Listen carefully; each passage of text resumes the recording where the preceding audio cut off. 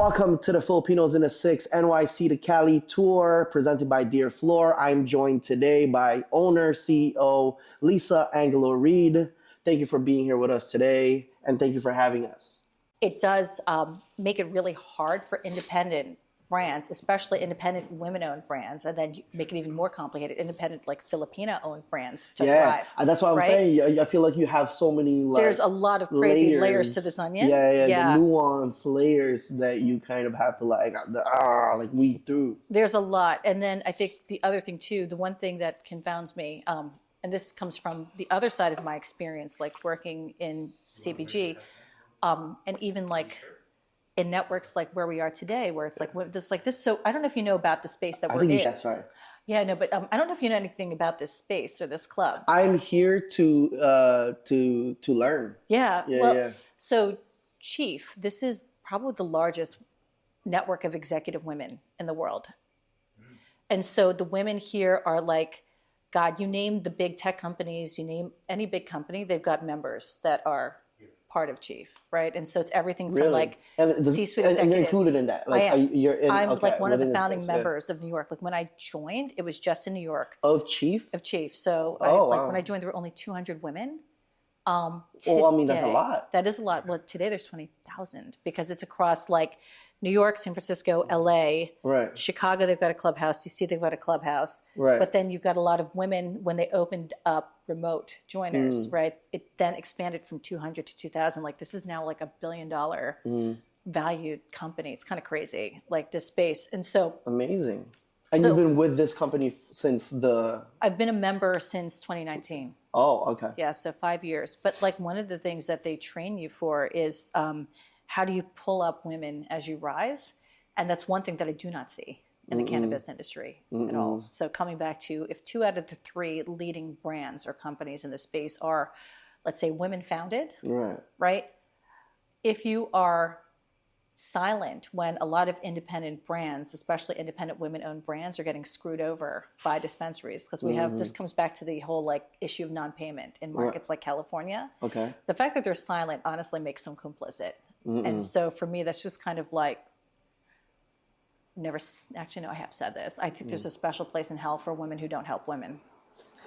So, I'm like, I have said that. So yeah, and you can flip that too for Filipinos. Like absolutely, there's switch that out. Absolutely. So, like where we can, we are supporting Filipino businesses, right. Because we believe that in order for us to be visible, you have to support the community. So, how does that? What are some of or is there any initiatives that's rooted within Dear Flor that is connected towards the Filipino community, whether it be in NYC or? Yeah, no, I mean, so like we're still a company that's starting out, right?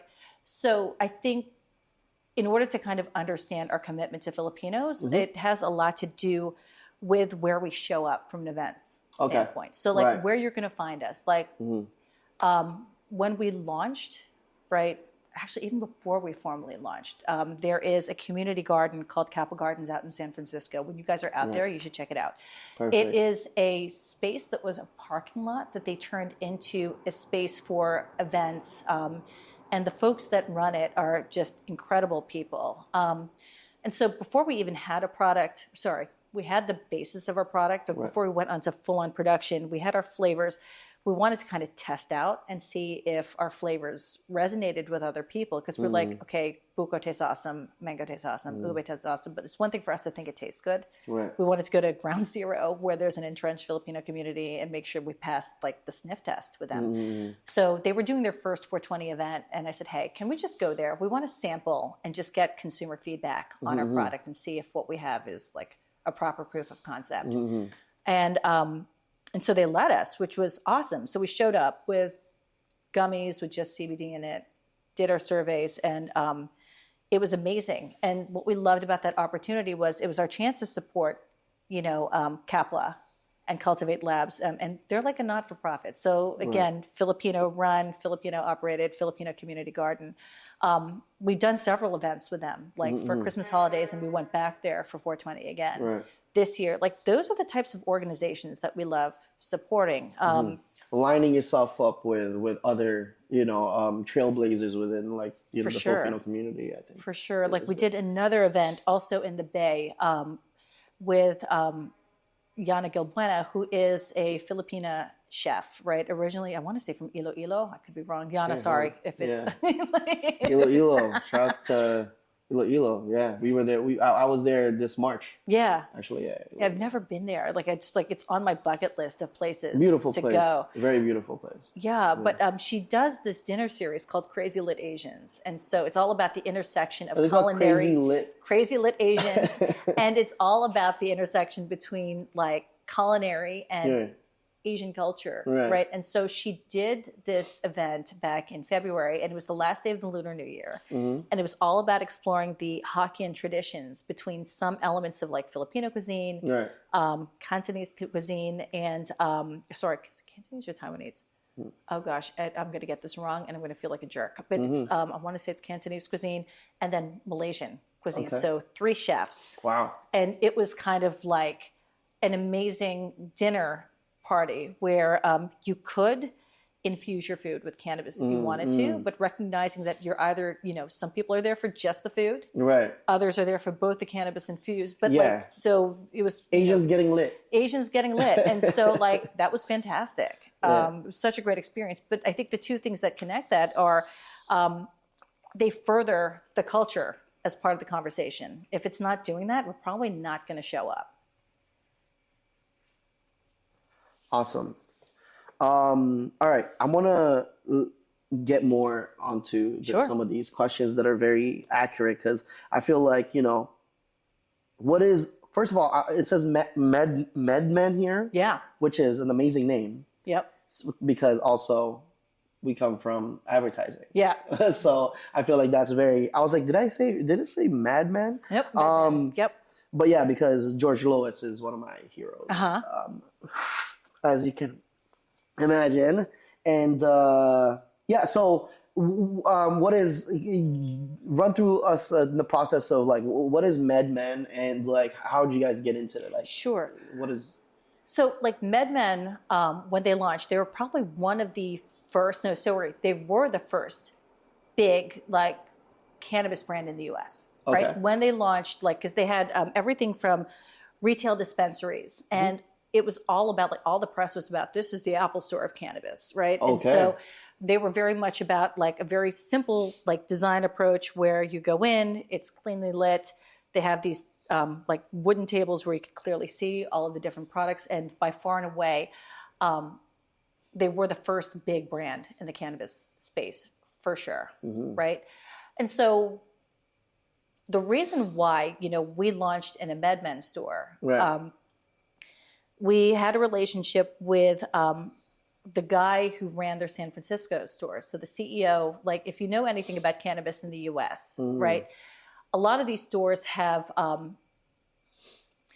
their MSOs or multi-state operators, right? So they operate in multiple states. Chances are they're vertically integrated, meaning they do everything from cultivation, like the growing of cannabis, to the manufacturing, right, of the products, all the way through to like distribution and like the retail dispensary spaces, right? And so we knew the CEO of the San Francisco store, right? And so we were in conversations because he's half Filipino, by the way, and we're a Filipino brand, right? And he was also the social equity license holder. So another kind of interesting thing about cannabis in this country is oftentimes a lot of the dispensary, not oftentimes, but in some cases they have a social equity license holder. So this is somebody who was adversely impacted by the war on drugs, like he was, right? Right. And so it was really important for us as a Filipino brand to try and see, hey, like if we could launch in a store where the guy running the place is also Filipino, he understands what we're about, you know? And so we went to them with a proposition, hey, could we launch here? And so we took together Dear Flor to MedMen, so the folks that actually run, you know, retail and like merchandising over there. And what was amazing is that they're like, okay, yeah, we're going to launch you in San Francisco. And the neighborhood where that store is located, it's called Cow Hollow. And it's a very kind of affluent neighborhood.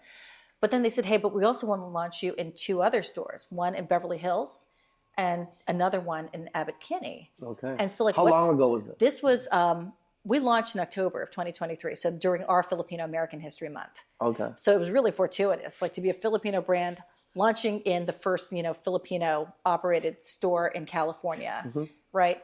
But like the common denominator between Cow Hollow, LA, and Abbot Kinney, these neighborhoods are less than 8% Asian. Asian, more specifically Filipino brands, are very few and far between in these places. Right. With a company like MedMen that has, broad awareness. If you talk to somebody in the cannabis industry, they're like, are you sure you want to do this? But then if you talk to somebody who's not in cannabis, they're like, oh yeah, I know them. I've heard of them. And like that part, like how do you say no? Yeah. And so, so we launched. And what was incredible is that in the stores where we launched, you couldn't keep us on shelves.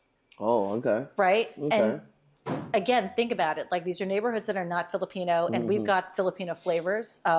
We had ube, buko pandan, calamansi, and mango. And so we had to there was a fair amount of education that had to be done to help people understand what our flavors were. And then the other piece too, and this happened during the product development phase. Some folks were like, buko pandan, are people going to know what that is? And I kind of said, I don't care. Yeah. Because our whole mission is to bring Filipino culture to the world one flavor at a time, right? Okay. And bringing culture to the world means normalizing our culture and what we call things. 1,000%. And so, I figured, fuck it. We're still going to have to explain, what young coconut and pandan is. Let's just call it what it is. It's buko pandan. This is what it is. These are the cannabinoids in it, and this is why. And so, that for us was kind of like a it's challenge. How much is our responsibility to educate, the flavors compared to just being able to, just be a consumer, and is that part of the brand integrity to kind of educate on flavors? 1,000%. 1,000%. And why do you think it's important to do so? Because I think there's several layers to that onion, right? I think it's important because one, it represents who we are, right? I think, I laugh about this, but is it possible for a gummy to be an ambassador for culture? Yeah, I think it is. Right? And so if you're going to put the weight of explaining our culture on this humble, candy, right? You have to educate people as to what those flavors are. It's also really important from a market distinction standpoint. An example of that is when you think about our ube gummy, right? It's designed for sleep, right? When you look at the marketplace for sleep gummies, a lot of what's in there is just they're berry flavored, right? We're offering something that is just different from a flavor standpoint, and consumers responded very positively. It's an on-trend ingredient. It's sleep is the single, one of the biggest, if not the biggest SKU in all of, the gummy category. Well, yeah, for sure. And I bet a lot of people use it think about it. If you have trouble sleeping and you find something that works, you're going to stick with it. It's really hard to get people off something that works. Yeah. And 1,000%. And people sleep a lot. And people need sleep. Well, people have think about all the anxiety people have. People don't sleep well anymore. And so that combination of the novel ingredient, with a flavor that is different. Right. Plus, I guess the ratio of CBN to THC, it was just kind of the perfect storm, in many ways. It's interesting because now something that's in my head recreational use now turns into something that's kind of medicinal. If you need it to go to sleep, or if it helps you to go to sleep, I would assume that this is right by my bedside table, all the time. And that balance of, again, recreational and something that it is something. No, for sure. I think what's changing about folks that are in the cannabis space, right? I think a lot of folks that are coming into edibles and gummies, maybe they smoked when they were in college, right? Maybe they've never smoked before. I think one of the unifying factors is this is something for people that might not want to smoke but want the benefits of cannabis. The other thing that's shifting too is just expectations around benefits and outcomes. So sleep is one. Some folks just want chill and calm, right? Some folks want like the energy and just like the uplift, but like some people like, and you can't deny it, like cannabis is fun, right? That's why we've got like the mango, which is just straight THC. So, really? Yeah, it's let's just have that straight. right now. Let's crack it open right now. That's cool. I mean, it's again, exactly. It is fun, and as someone for me that's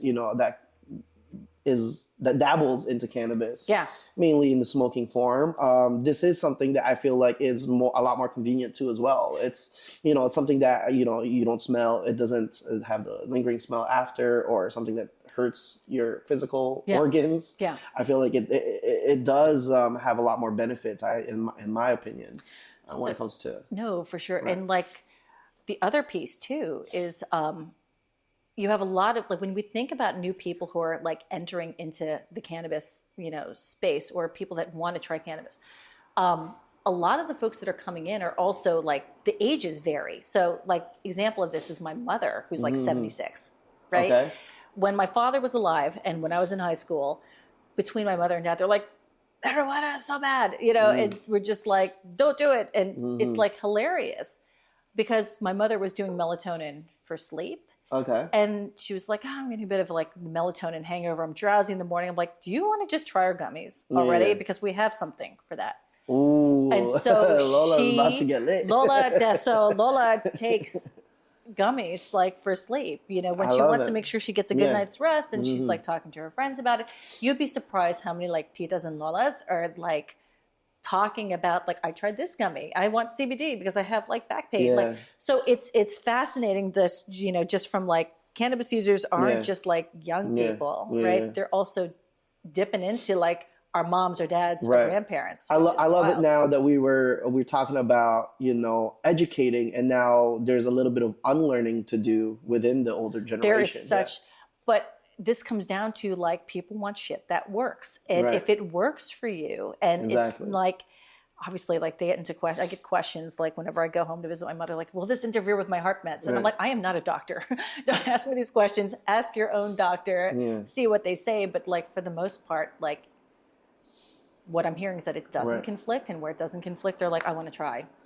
I'm now curious. Like I just thought of something, and I feel like, with Filipino culture being predominantly, on the more conservative, kind of more traditional sense, and being a Filipino-owned like cannabis brand, do you find that there's some stigmas within the culture and community, the Filipino community, that you kind of have to like teach people and like say, hey, this is, these are benefits, this is cool. It's not as, as we were growing up, our parents would, some fears that they would have. I mean, like, let's be real. There are going to be some titas who are always going to tita, right? And so I could do... And we need them. We need them. We need them. We need them. We need them. Yeah. It's good for you for saying that. Yeah. We need them. We need them. Yeah, for character building. Yes. It's about, strengthening our resilience all day, every day. They're there to build our thick skin. Yeah. But like, and there's nothing I could possibly say that'll ever change their minds about cannabis. But I think there's just changed perception, especially as it becomes more and more legal, right? And I think at a very practical level, it's legal and it works, right? I think that's contributing to the shift. Right. Too, I think also definitely a conversation starter for sure is the fact that these are Filipino flavors, right? So I remember like I think after we did the last 420 event, just this past April, somebody commented on one of our posts, I just did the ube gummy with my mom. Ooh. Right? Okay. And we hear that a lot from people. I, just shared this with my aunt. I'm giving this to my Lolo for Father's Day. Like, not kidding. And apologies to my aunt. This actually came from my niece who said that she gave it to my uncle. No. She's like, and the reason why I'm saying apologies to my uncle and to my niece is he was like, but just don't tell your Lola. I'm sure she knows. Lola, sorry about this episode. She's probably watching. She's snitching. This episode's snitching on it. But like, I think that's just the changing perception. Yes. And it's honestly awesome to see. Like when you think back, I think one thing that people don't realize, In the 1930s, there was a guy by the name of Anslinger, and there's a very famous quote that there are 100,000 marijuana smokers in the U.S., and they cite, they're all blacks, Mexicans, and Filipinos, right? People forget that Filipinos were put in that same bucket, right? And so I don't know, in many ways, like this is yet another conversation that Filipinos have been left out of. Yeah. Right? Because the stigma was definitely there because it was, if you were named in there, you were, poor, right? And you were probably some sort of like, subversive, individual, right? And so I love that the stigma is going away. I love that people are like, hey, it's a Filipino gummy, give me, I want to try this. How do I get my hands on that? And so I think things are changing for the positive.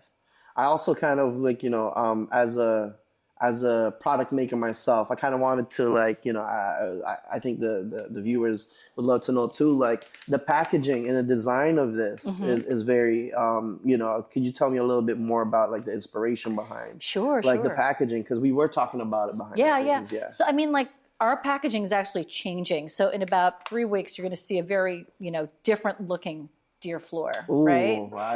I would love to get a little sneak peek of that later. I can definitely give you a sneak peek of that. So I think the original genesis behind this packaging is I wanted something that was bright, poppy, looked very different from things that you currently see when you go to, dispensaries. Right. And so what we did is we wanted something that brought in elements of Filipino indigenous, like weaving design. So some of the geometric patterns, come from that. Right. Mainly that's from kind of like, from what my understanding is kind of like the the upper northern region part in the Luzon, specifically, in Baguio City, like within where there's colder climate. For sure. And so a lot of that, we brought in some of those elements. And then of course, because we're a vegan gummy, we wanted to make sure that we didn't lose some of like the botanicals in there, right? But we wanted something that looked warm, a little friendly, right? And just kind of like smiled at you, like when you go to the shelf to see it.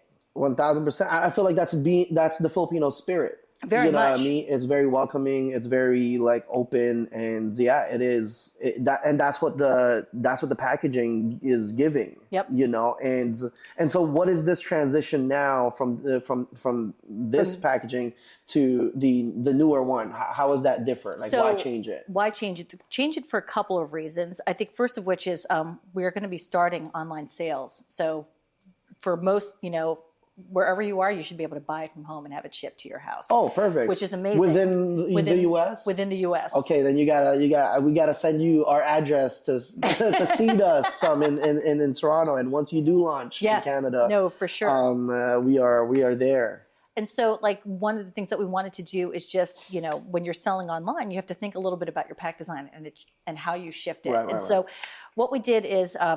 Simple branding elements. We wanted to make the Dear Flor more prominent, but then from an overall like graphics, from a packaging standpoint, it borrows from like Filipino embroidery, right? So my mom's family is originally from Batangas, and that is like the cultural heart. Totally. So like all of that stuff, right? And so what we did is we borrowed some of that like embroidery tradition and put that into the pack, but we kept things like the sampaguita and gave it a little bit more prominence in there. And then we also, when you see the ingredients, it looks like embroidery on the pack, but really kept it very bright. Yeah, it's fun. I love that. Okay, so I'll show you. Yeah, I think you'll love it. And I feel like this is very, elementary, but Dear Flor, where's the name come from? So I think, Flor obviously means flower, right, from the Spanish. But there are all those flower names in the Philippines, right? Maria Flor, Flor de Lisa, Floribel, Floring, etc. So my mom's older sister, who unfortunately passed like last year, so her name was Flor de Lisa. And it just reminded, we wanted something that, again, evocative of Filipino culture. It felt like a greeting and an invitation. Right. And so I was reminded of her letters home, and it was like, Dear Ate Floring. And so what we wanted to do is we translated that into something that was familiar but very distinctly Filipino. And so that's how we came up with the name Dear Flor. And I do feel like, everyone has a Tita Flor. Everyone. Like, I as soon as I heard that, there's, I was like, reminiscence of, some of our titas right away. Yeah. The floor aspect of it. And, with these also too, just sparked a question in my mind, these being a vegan gummy, okay? Yep. And it is a Filipino brand. Yep. It is, to me, when I'm in there, it's very difficult for the both words to exist. Yep. My business partner, Visayo, he's plant-based. Uh-huh. But we go to the Philippines twice a year for 3 months at a time. And when he's in the Philippines, he is what we call flexitarian. Yes. Yep. He has no choice, or else he will starve.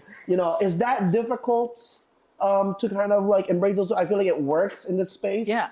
And how, I think the synergy works within the vegan and the cannabis industry. The regular gummies are made with pork? So a lot, yeah, I know. So like no lechons, no pigs were killed in the making of these gummies. So I think a lot of gummies are made with gelatin to give it that texture. If you think about a lot of the candies, like, gummy candies are also made with gelatin. Like, again, you can't have a mission that's about bringing culture to the world without making it accessible to every single person. Right. Right. And I think in cannabis in particular, to have a plant-based vegan gummy, it's not hard, right? I mean, you're talking about the benefits from the plant. Like, why don't you just make it all plant? So that's part of the reason for this. And also, like, my sister's, long-term partner, like, he's vegan, right? And so when he comes over to my mom's house, and they've been together for like a long time, like, we've all learned how to make plant-based Filipino food, right? Wow. Because, I mean, like, what are you going to do? And it's not, it would be very un-Filipino to say, like, well, tough shit. You're going to eat, have rice and that's all you're going to get, and I didn't put any pork in the vegetables. Like, that's just not who we are as a culture.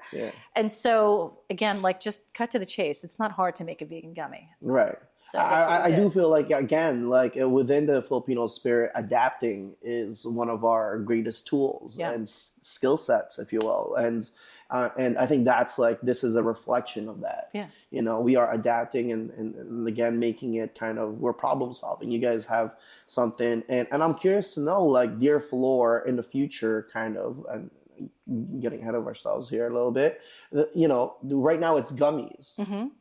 Is there like a product line that you guys are looking to expand in the future? Drinks or, any other food kind of like in the realm of edibles? I think for the moment we want to focus on gummies. Right? Like, 'cause I think at our core, we are candy makers. We just make candy that's for grown-ups, not for kids, right? Right. Some folks, have approached us with, hey, do you ever want to do a pre-roll? Or would you ever want to do a vape? Because, like, we've got ube strains. And the answer is no. Right. I don't believe our core consumer is, they might smoke, but I don't believe, like, we're never going to go into that space. Drinks, it's something that we always consider. Mm-hmm. But there's, other considerations that come to play if you decide that you want to, like, make drinks. There are a lot of drinks also in the market. Right. I truly believe that if we can make a dent doing great tasting Filipino flavored gummies that represent who we are, like, I think that's a win. And I think that's what Dear Flor is about. Awesome. Okay. Well, being a Filipino-owned cannabis, the first Filipino-owned cannabis business in America, what does this milestone mean to you personally? And how does it, it signifies for the broader Filipino and Asian American community? Oh, gosh. Here's another onion. It means a lot. I think, one, it's about showing that it's possible, right? I think this comes back to visibility. I think, to your point, like, one of the things that Filipinos do really, really well is just our adaptability and our incredible, profound ability to assimilate. Right. Which is great, because to that end, everybody has a Filipino friend. Everybody has people that they can, like, turn to. But with that comes, like, we're so great, like we're everywhere, but we're also still very invisible, right?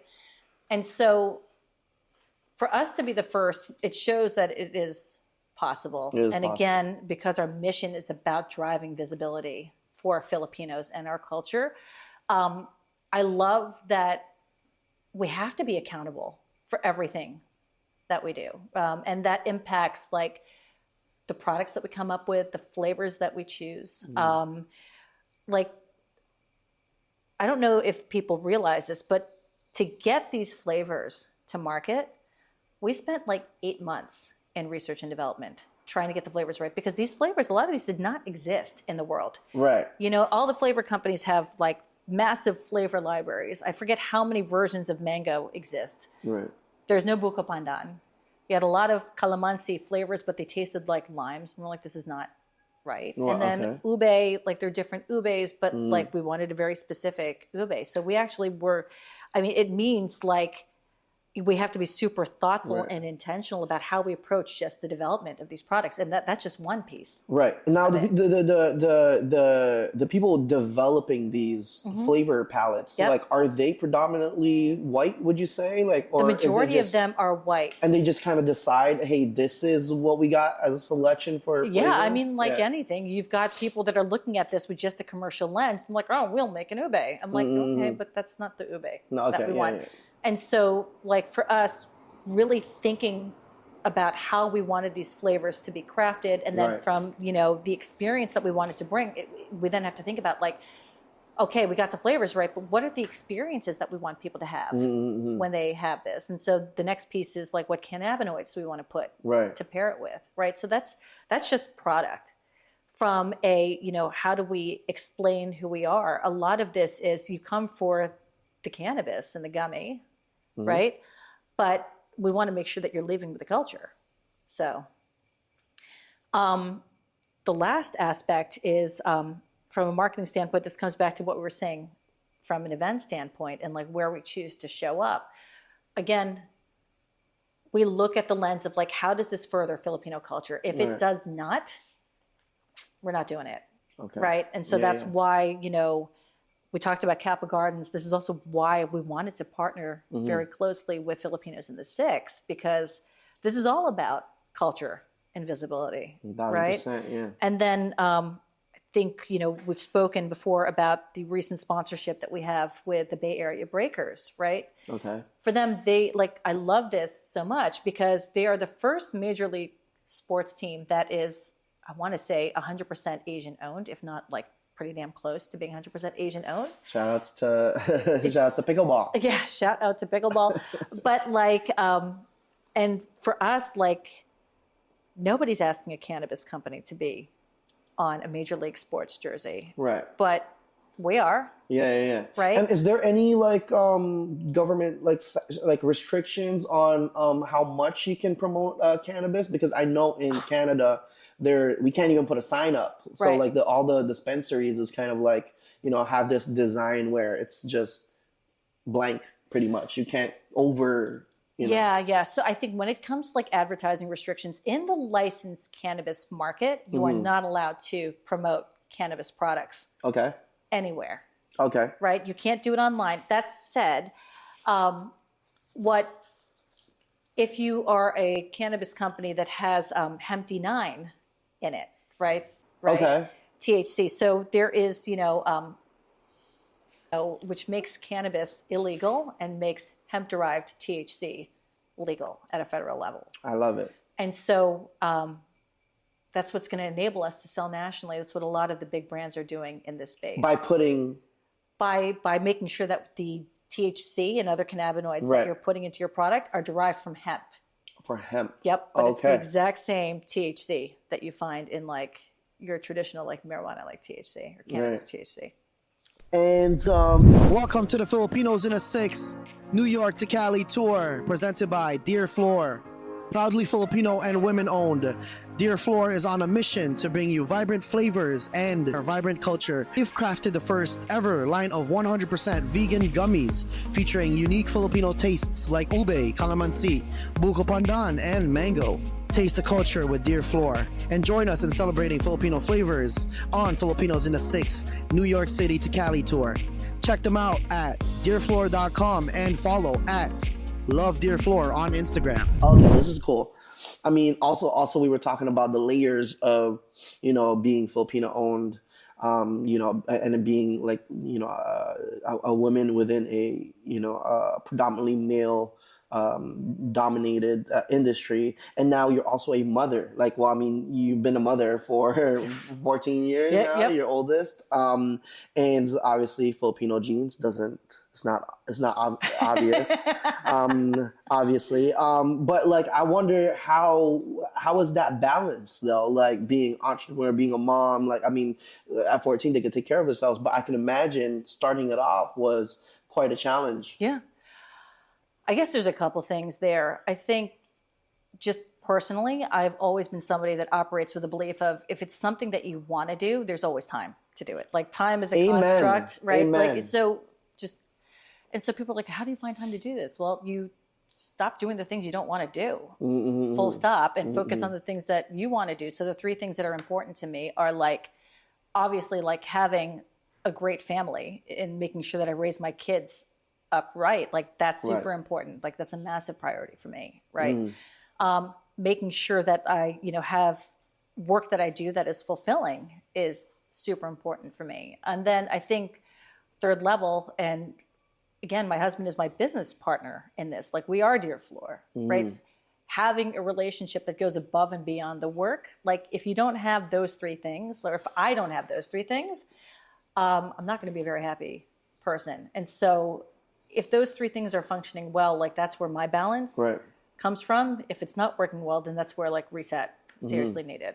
And I feel like you're the modern day mom, especially when it comes to, we were talking about your mom and how her kind of, I mean, obviously like in the general sense, Filipino moms are, they have this disdain away from cannabis, and they, not naturally endorse it. And how does that relationship with you and your children, how are you communicating that kind of, or advocating for the business?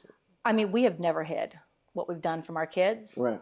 And, when we think about, especially when they're younger, right? And you're in school parents, you're with like school parents and they're like, well, what do you do? Right.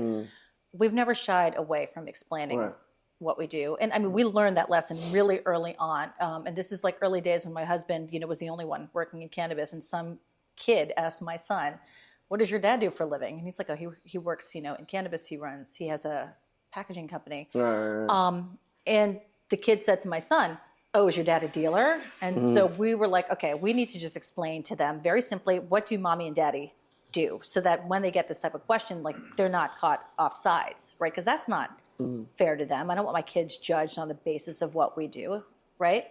Cut to today, like my kids know everything about Dear Flor. I remember the hardest part was when we were in product development trying all the samples, and they would see all the candies on the table. Like they're like, do we get to try these? And we're like, absolutely not, because these are not for kids. I said, we will have just the flavored gummies without THC in it. I will let you try those so they can try the flavors. And so when that happened, they had a field day. But like, what age group was this? Like, or how old were they? Oh, this was like within like the last year and a half, right? So my son was probably like 12 and some change, or 13. My daughter was like 10 at the time. And again, because like one of the benefits and like pitfalls sometimes of working on something with your spouse is you talk about work. We talk about Dear Flor like all the time, right? Have to, yeah. You have to. And so dinner table conversation, because one thing that we do that's really, really important is I don't care that there's school, I don't care that there's work. We do have dinner every night together as a family, which is rare. I think in my generation, at least. It's like, everyone eats on their own. There's food there, grab it, go to your rooms, or I mean, like as they get older, as we get busier, like these moments are going to be fewer and far between, right? And with everything that's going on, if we don't make this happen, like my relationship with my children is going to be relegated to like getting them up at gunpoint to get to school in the morning, and then trying to get them to do homework by gunpoint, like at night, right? Like that's not, like, I don't want that. That's not what I want for myself. So it's like a dinner table conversation, like my son now, because he knows everything that's going on. He's like, well, how are your sales at such and such? Did you get that investor? Like, are we going to do these things? Like, Wow. How about the new flavor development? I'm like, do I work for you? Are you one of my investors? I guess he is. I guess we kind of do work for him. So they're the focus group now. Focus group, we're like, here's the, I mean, like what? The kids are the main beneficiaries of our successes and failures. No, right? for real. And, and it's funny because maybe one day their interest grows into the longevity of, taking over the family business. Well, I mean, what I love is that it shows them it's possible to have a job or a career that allows you to kind of marry your, professional objectives and goals with things that are meaningful to you at a personal level. Don't get me wrong. I love the work that I did in agencies. Like, I love the business of marketing, but to actually make a product that, and, take all of those skills that I learned and infuse the Filipino-ness into it. Like, when do you get that opportunity? Yeah. No, I mean, I feel like you are this, like your story, the more I listen to it, really is kind of to me, the Filipino American dream. Like, it feels like you have a great balance between all these things that usually are difficult to uphold, you know, within the family, and, creating something that not only is needed within the space, but is also fulfilling to you and rewarding to the Filipino community. So I think this is a very special case and instance. Yours? No, I mean, like, we launched the company. This is like pre-product, pre-everything in January of 2022. Oh, 2022. Oh, we're a young company. Yeah, super young. We're a very young company. I guess I was thinking about more so like your overall kind of like experience within your career. But I would say, because a lot of those you're utilizing now. It's funny because you were in advertising and now you're kind of like doing the same thing, but for your own products, which is something I can relate to, and is very fulfilling because you're making yourself rich and you're utilizing your skills. But what I'm curious to know is, how has the beginning of, dabbling into the within this cannabis space, in the beginning of it, have you seen a rise in, the Filipino pride within New York City? Within us, has there been an increase in initiatives and in events maybe, or like, a lot more people being proud of their roots? Yeah. I mean, I think without a doubt, this is the best time in American history to be a Filipino. Full stop. Like, Facts. I think just across this community, with or without Dear Flor, there is just, I think, across the country, just an emerging interest in like Filipinos, like, and some can say it starts with the food. Maybe it does, right? But like, there is a rise in festivals everywhere. Right. I mean, and like, let's come back to food for a second. When we think about like the success of Kasama in Chicago, right? Being the first Michelin-starred like Filipino restaurant, the work that, folks like Nicole Ponseca, who ran Jeepney in Maharlika, here in New York, and she's doing Jeepney down in Miami. She's had such amazing success. I think like her cookbook is kind of like the modern day Filipino cooking Bible. Oh, yeah. Even I know that. And and I love that, right? Because it doesn't matter how well you think you know Filipino food, you learn something in that book, for sure. When you think about, folks like the folks over at Kuya Lord, right? Like with Chef Maynard out there winning, a Beard Award. You've got Abby Belingit, and Mayumu winning like another James Beard Award. I think, that's just recognition that our time has finally come. Right. And that's just talking about the food. That's just the food. We're not even talking about the Jabberwockies. We're talking about. We're not even talking all entertainment. Right. I mean, like, so it's funny. When you take Joe Coy, for instance, like, I remember he totally got panned for his performance at the Golden Globes. I don't know if you guys, caught that. Yeah, in we Canada. caught that a little bit, Which I personally, for me, I didn't think that it was, it was a total flop. I do believe that, it was out of context and you have to watch the whole thing. Well, and be there. Well, really. I think what people forget is that nobody wanted that hosting gig. Nobody. Right? Because it was right after the Writers Guild strike. And so they were having trouble filling that seat. And so, they did go to Joe Coy. And I think, like, I don't know Joe Coy, from Adam. He doesn't know me. But I think if that kind of question ever came up to me, I'd be like, fuck it, why wouldn't you? Because nobody's offering Filipinos a platform to reach that many Americans at one time. And like, if you crash and burn, or if you're like an amazing success, like the end result is people will know you. And there's nothing more that Americans love than like a comeback story. Yeah. So, I mean, ultimately, like, you know, with even, you know, Dear Flor's mission statement, the ultimate goal is representation. Absolutely. So whether or not, you know, it's, you know, good or bad publicity, we are on the main stage, and being able to represent is kind of like one of those responsibilities that we don't necessarily get to have the opportunity to all the time. So when the opportunity arises, of course we're going to do it. Yeah. You know, no matter what the outcome is, you know, because I mean, this is kind of like the curse of being the first, right? It's like you are the guinea pig, you are the tester, you know. And well, and what always like really kind of pissed me off growing up is that, again, let's just even think about the entertainment space. Like Filipinos have been in Hollywood, you know, making music, you know, or like in shows like since 40s and 50s, and even into like more recent histories, 80s, 90s, 2000s, like actually it happened recently with, what's her name, with Shay Mitchell. Like a lot of Filipino celebrities and people who are highly visible would say that they're Spanish, Chinese, Malay, Hawaiian, anything but Filipino.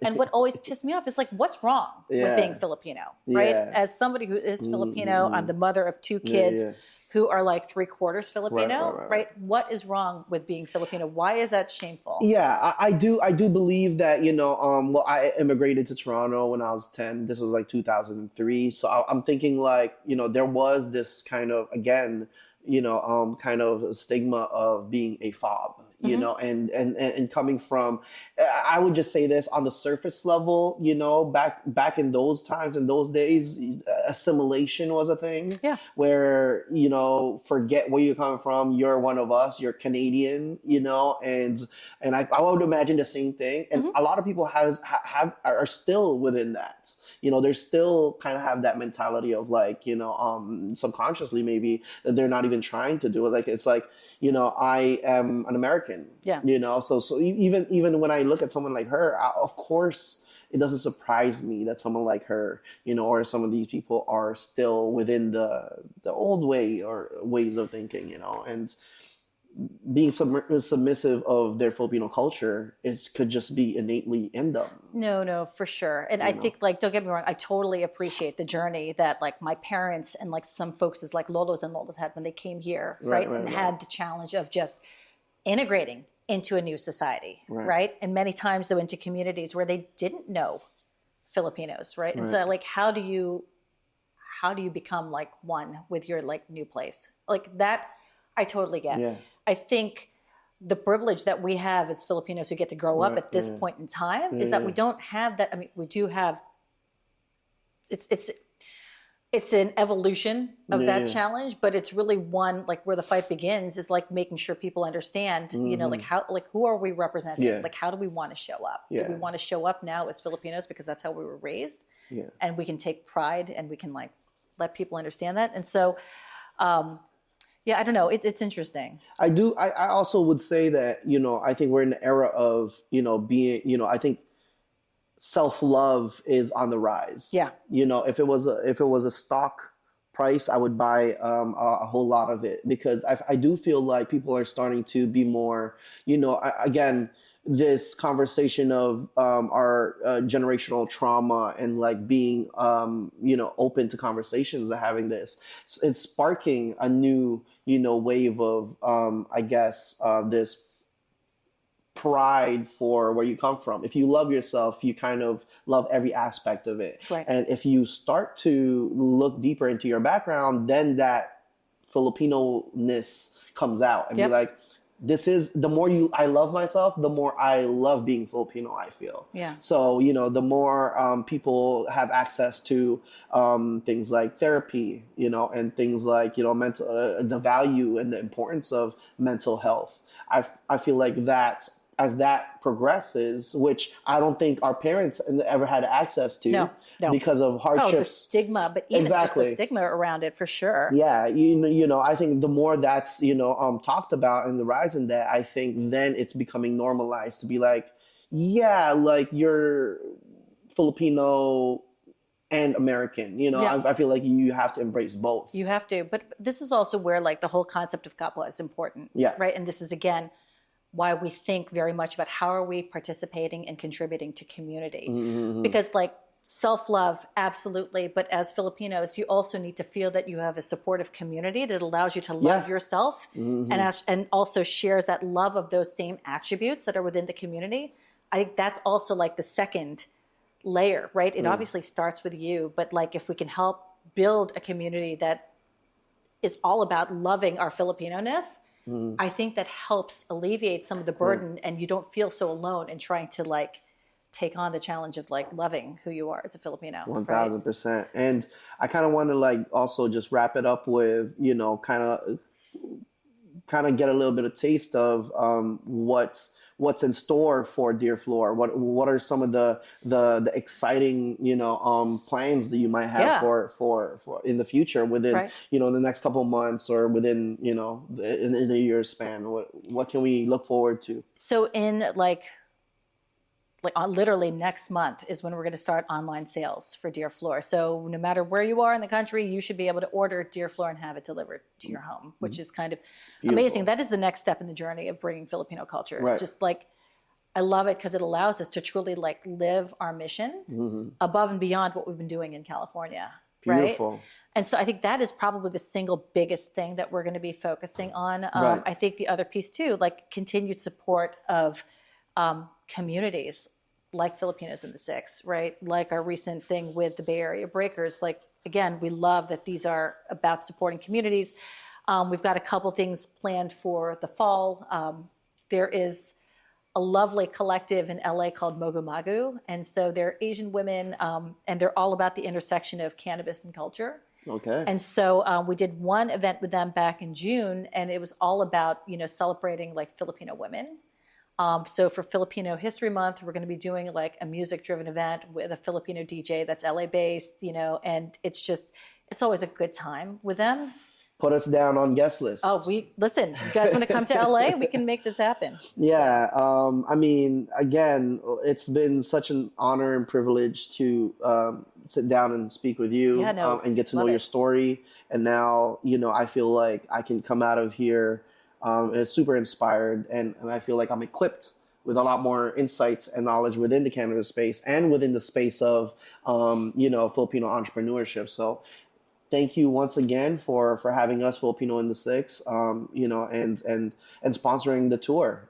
Thank you for having us. And it's amazing. We're very excited to venture out into the rest of the other cities, and I know you have a lot of recommendations for us. Oh, I think like any good tita, I've got like 5 million recommendations. I have ideas. So like yeah, no, I mean I'm super stoked, and I know that this is just the beginning of something great, and I feel like now the fact that these are becoming accessible with the online purchases, I mean the online accessibility is great, because I felt it now, and I can't wait to crack these open, and I would love to have one now so I could, go with the rest of the day. But once again, thank you so much for sitting down with me and Filipinos in the Six, and having us in this beautiful, one of the best cities in the world, New York City. All right. Thank you so much. Thank you, Lisa. Thank you.